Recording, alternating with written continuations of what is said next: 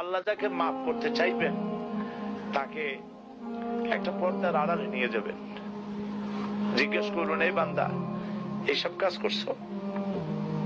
এখন আল্লাহ জিজ্ঞেস করতেছেন, সে তো ভয়তে অস্থির হয়ে যাবে, কেন্দ্রে পাগল হয়ে যাবে, আল্লাহ করে ফেলছি, আমার মাফ করে দাও।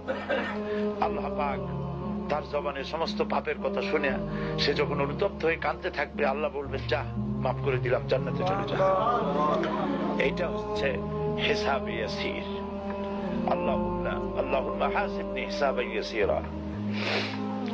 কাবা শরীফ মানুষ যখন তাওয়াফ করে, এই তাওয়াফের ষষ্ঠ তাওয়াফে একটা দোয়া আছে। এই দোয়া আমি যখনই পড়ি আমি চোখের পানি রাখতে পারি না। ষষ্ঠ চক্কর একটি দোয়া আছে, দোয়াটা হচ্ছে, আল্লাহুম্মা ইন্না আলাইয়া হুকুকান কাসীরান ফীমা বাইনি ওয়া বাইনাক। আয় আমার রব, তোমার সাথে আর আমার সাথে অনেক দেনা পাওনা আছে, আর তোমার বান্দাদের সাথেও আমার অনেক দেনা পাওনা আছে।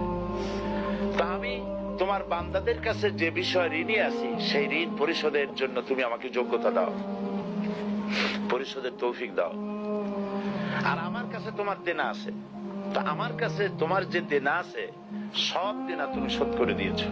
আমার চোখ দিয়েছো, মুখ দিয়েছো, কান দিয়েছো, স্বাস্থ্য দিয়েছো, বউ দিয়েছো, বাচ্চা দিয়েছো, টাকা দিয়েছো। আমার কাছে সৃষ্টি করে তোমার যা দেনা ছিল তুমি সব তো শোধ করে দিয়েছো, কিন্তু তোমার দেনা তো আমি কিছুই শোধ করতে পারিনি।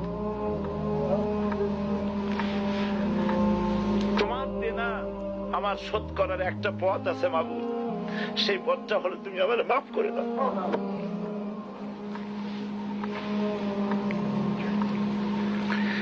এইটা ছাড়া আমার কাছে কোনো পথ নাই মাবুদ।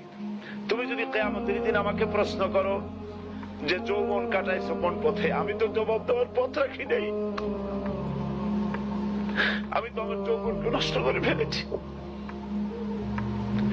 তুমি যদি প্রশ্ন করো টাকা পয়সা কামাই করেছো কোন পথে, আমি তার জবাব দেওয়ার পথ রাখি নাই।